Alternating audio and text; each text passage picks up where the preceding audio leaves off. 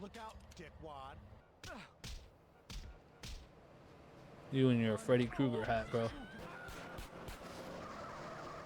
And of course, they always end up shooting my tire out because apparently I'm not allowed to drive safely. Before I even end up doing Sweet's mission, because at this point, this is where you transition into the next area. You go into the country at this point, so it's better if I basically just do the ambulance missions now. I will eventually do the vigilante missions, but they're pretty tough in this game compared to the old ones, or so I think. Before this video, I was listening to Ride the Lightning and Master of Puppets by Metallica, like through and through. It's been a while since I listened to those albums in their entirety, and I can see why people consider them like, you know, one of the best metal bands in the 80s. I don't care what anybody says. For me, Metallica will always be like the coolest, greatest metal band that ever freaking lived. That's just my opinion. Some days I hate them, and some days like I really like them, and yeah, and other days I'm like conflicted about them. But in the 80s, man, those two albums, I don't know. It's like choosing your favorite child. I don't know. They're both really good. Ride the Lightning starts off, I mean, they both kind of start off very similar. They both start off with like a really, they start off with like a cool intro, then they go straight into like a really fast riff, which is really cool. But damn, man, I don't know. It's hard to choose which album is better. I really like Ride the Lightning simply because it's just like straight up fast and like they don't even care. But also Master of Puppets is like, I don't know, man, that's a different beast right there. They got Disposable Heroes on there, like holy shit, that is a good song. It's like almost 7 minutes long, and that riff,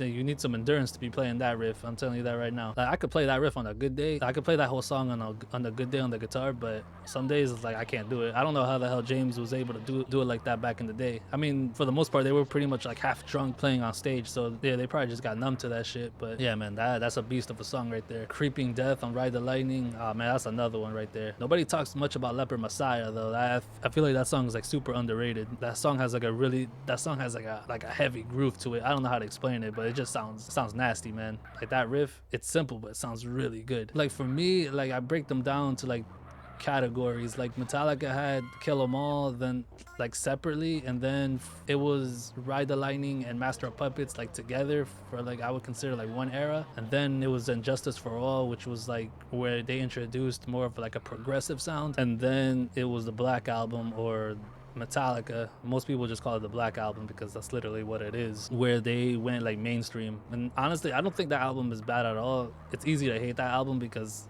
usually a lot of people end up saying like, yeah, I know Metallica, and the first song they pull up is like Enter Sandman. You know, honestly, that song is annoying as hell at this point because I've listened to it way too many times, and most people, when they think about Metallica, that's like, well, I mean, newcomers, like people who don't really listen to metal or are new to it, usually pull up Enter Sandman. But whatever, man. Between Ride the Lightning and Master of Puppets, I don't know, man. I can't choose. If anything, I would just consider it like one full album. I do like the guitar tone more on Ride the Lightning rather than on Master of Puppets, just slightly. I feel like, I don't know, I like the slightly brighter sound and the more scooped tones that they have on Ride the Lightning. But I think they scooped it even more on Master of Puppets from what I remember, because everyone's been trying to get that sound. They were using a Mesa Boogie, I forget the name of the amplifier, but yeah, like everyone's trying to chase that sound. Dude, what are you doing, bro?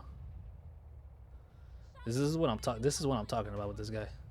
Maybe you take off the fedora, maybe your brain will freaking come back to earth. Yeah, I think that those albums honestly were just perfect. Like, I don't hate 90s Metallica. I actually really like 90s Metallica. It took me a while to grow into it, but I think I got more into 90s Metallica in like, I guess my more adult life, because I don't know, like I was looking for something new, and I was like, you know what, screw it, let me give Load and Reload a chance. You know, I really like those albums. I don't think they're bad, and for me it's cool because it goes to show like Metallica has versatility, that they can do more than just metal. They can straight up go alternative rock, which is really cool, and they still sound like Metallica. Am I a diehard Metallica fan? Yes I am, but at the same time I will always rip them if they, you know, I don't, yeah, there's just days when I just don't really care much for them, and I'm like, ah, yeah, fuck them. And then there's other days where like they're like the greatest metal band in the world. Megadeth is another one that I really enjoy, and I think their new and final album is coming out like, I think on the 23rd or the 25th or something like that of this month, which is crazy, man. That's it, yo. I mean, Megadeth they're done. That's it. Then they're gonna go on their farewell tour, but I don't know. I don't buy it, simply because I know Dave. That dude has a really massive ego, and I know damn well he's probably gonna sit around for maybe like a year or two, and then he's gonna look at Metallica still kicking, still playing on stage. He's gonna be like, you know what, fuck this, I need to bring the band back and come back for another tour. He's gonna do it. He can't sit around and let those guys just take all the glory. He needs some of that. But I like Dave's attitude because he doesn't give a fuck. That dude just speaks his mind. He speaks how he feels, and you know, that's cool. That's something that a lot of bands, a lot of people in this day and age don't got the balls to do. It's like speak their mind. But between both bands, honestly, I think Megadeth is more consistent because they haven't really veered from their sound, and I really like that. Metallica, they've evolved, but they definitely did not get out of that groove sound. They've definitely stayed on that, and they have not moved away from it, which is not a problem. But all their songs start to sound samey. Like after the Black Album, like everything really changed. Obviously, they had 90s, and then there was a 2000 era where they sounded, I don't know, they were just bipolar at that point. Like Saint Anger, I tried to listen to that album. There's like a few songs I like on there, but for the most part, like I just avoid that album. The fact that they even still acknowledge it is freaking hilarious to me. Obviously, Stranger Things got a little Metallica a little bit more notoriety with this new generation. Apparently they call it the Stranger Things song. Like, bro, it's Master of Puppets by Metallica, not fucking the Stranger Things song. But you know, that's just the fan in me speaking. But yeah, I heard that Dave has done a cover of Ride the Lightning on the final album, on the final Megadeth album, which is rather interesting because I know he had a big part in writing that song and most of Ride the Lightning and Kill 'Em All. And also he said he was going to change the solo from what I heard. So let's see how that goes. I'm very curious. That's the song that I'm looking forward to the most. And in terms of vocals, obviously, you know, James got the better voice, but there have been points where Dave, he has his moments where he's really good. Like This Was My Life, obviously Symphony of Destruction. Another song is like In My Darkest Hour. That song is sick. I tried to like learn the whole song. There's so many riffs. It's crazy. Like that guy is like a riff machine. Like he can write songs. That dude will fit like 20-30 riffs into like a 5-minute song. It's crazy. Like I admire the shit out of that he can like just do that. Like he can write multiple songs out of one song with the amount of riffs he throws in it, but he decides not to do that. That dude is just a virtuoso. Yeah, Dave is a more legato player, while James is more of a staccato guy in terms of how they write riffs and everything. The siren means get out of the way, bro. Another band that I really enjoyed was Children of Bodom. Damn, yo, I wish I could have seen them live. I heard good things. I had like a friend of mine who went to go see them that I used to play guitar with. He told me that they're fucking crazy live. Like they can play really well. But they're no longer around because Alexi, he passed away like back in like I think like 2019, 2020 or something like that. Yeah, so those days are like over. But Bodom was basically broken up before all of that. Like I learned how to sweep pick because of that guy. But I still think Follow the Reaper is like their best album. I do like Are You Dead Yet, but it takes like a little bit to get used to because they kind of moved away from their power metal, death metal sound. But for the most part, it's a pretty good album, I think. I do like If You Want Peace, Prepare for War. It's hard to play clean. I don't know how that guy sings and plays. I don't know. That guy is a freaking monster. He's something else. Yeah, Children of Bodom is a really sick band. Like they have a very distinctive sound. Like you know it's them. Like other bands, yeah, like they'll blend in, but Children of Bodom, like you know that's them. Bro, but for me, Metallica, 80s Metallica will always be like fucking amazing. I wish I would have seen them back in the 80s, but I didn't exist in the 80s, so that sucks. Unless I could find the DeLorean and the fucking flux capacitor to go back, then yeah, I would do it. But yeah, those days are long past, man. I think the only criticism I have for Metallica right now is like, dude, if you guys are gonna do one more album, which I feel like they are gonna do one more album, maybe they got two in them, I don't know. Dude, they just gotta go fast, man. Just play one really fast album and that's it, man. Just do one more. Like, I hate the fact that they tease the shit out of us.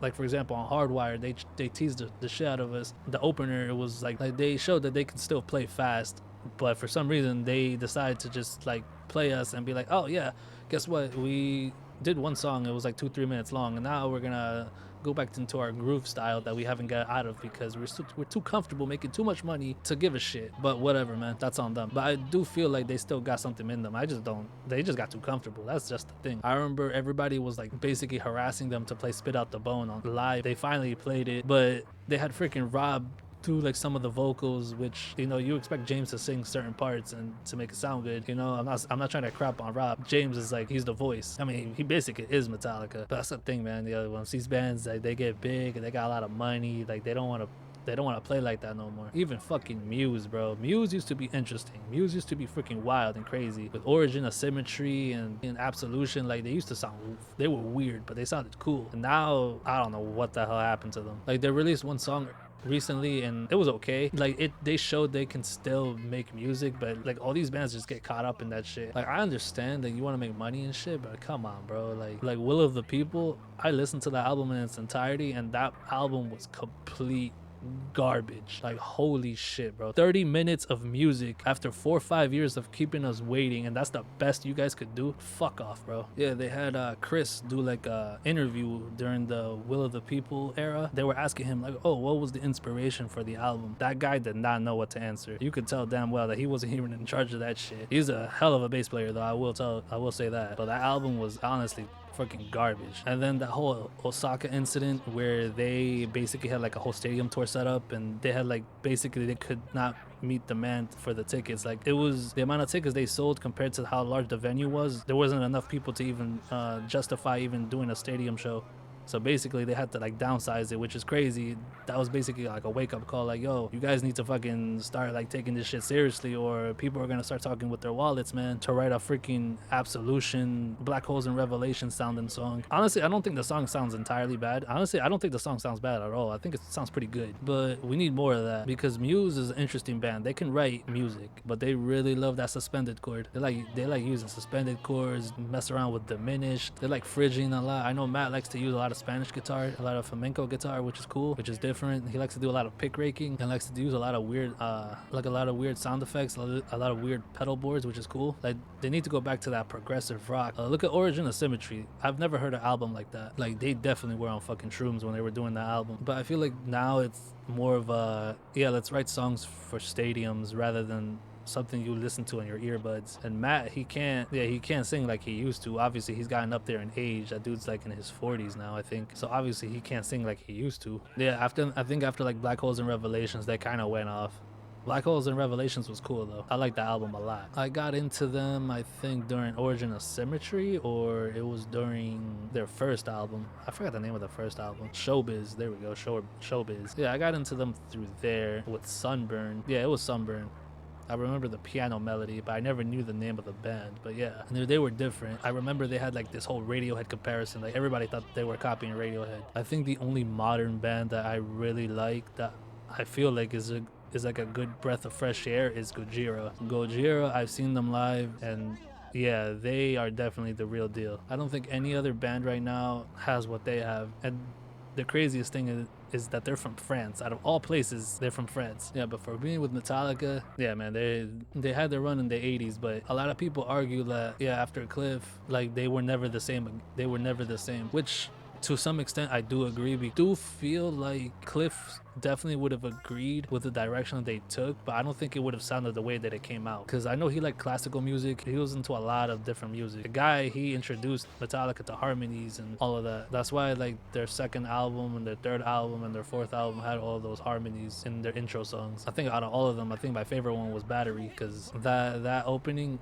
that's how you open an album right there. All those layered guitars, oh man. Then it goes into that riff. That's how you open the album, man. But I also like Fight Fire with Fire. I like how like happy it sounds in the beginning, the acoustic guitars. Then out of nowhere, it kind of just like changes immediately into like a really fast riff. Like, it's like a big contrast. It's crazy, man. These days, there's no metal bands that are like interesting. Avenged Sevenfold, I don't listen to them. I don't really care much for them. Don't get me wrong, Sinister Gates, that dude can play, but he's in the wrong band. I think he can do better than that. Slipknot, I don't know. I don't really listen to Slipknot. I've never been into them. I've tried to listen to them, but they just, I don't know. Ghost is another one that's interesting, but even them, for me, like, I just stopped listening to them. I don't know. But I do appreciate the fact that they definitely tried something new, something different. It's basically like pop metal, right? Like pop metal. 100 years later, most of these modern bands, they can't hold a candle to these old school bands. That's just me. Either most of them just fucking straight up down tune their instruments, or they just have all those fucking straight up barking vocals that you can't understand a goddamn word, and they all sound like basic like fucking Cookie Monster and shit. I don't got faith in any of these modern bands, except for Gojira. I think Gojira is cool. 1,000 years later, 200 years later, now that I mostly completed Vice City, I didn't 100% it. I honestly kind of like Vice City slightly more than San Andreas. And the reason why is because I like the fact that they throw you straight into the game. Like, they just give you one little explanation. Like, bro, you got to find your drugs and you got to find your money. And that's it. They throw you into the world. You basically gotta go kill this guy, steal this, take over this. You know, the game escalates really quickly. This game has, I feel like the setup is too long in the beginning of this game. Like, it drags out a lot. And I know the Rockstar, they definitely were going to a more cinematic approach at this point. This is like where they shifted, because this game was the last major game before GTA 4 where they went like full on cinematic, and then they further extended that. But yeah, like I don't know, I just like Vice City. I like the map a lot. The fact that everything's just like close together, there's like a bunch of stunt jumps, and like the cops are just like super aggressive. I feel like this game is a little more tame compared to that one. That one is just like straight up, that game is like super frantic. We're finally at the last level. Nah, I just gotta play this carefully, and yeah, basically I just can't screw this up. If I run over somebody, I'm basically screwed, and that right there, that's it. I'm gonna take the lumberjack guy out. Give me the bike. All right, I think I'm done. Anyways, later.